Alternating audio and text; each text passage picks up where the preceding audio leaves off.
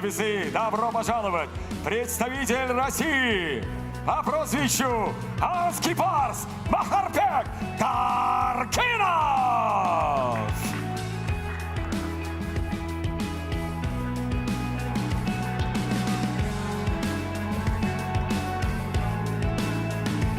«67-150» Махарбек Каркинов. А вот и его соперник из Кыргызстана Алибардан Абдыкахаров.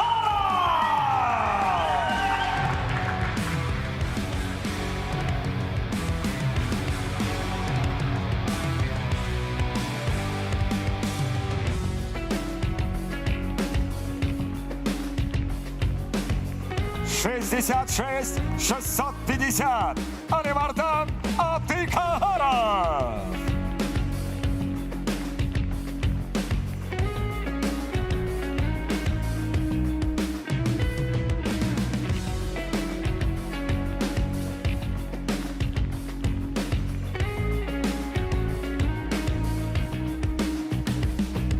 Махарбек Каркинов.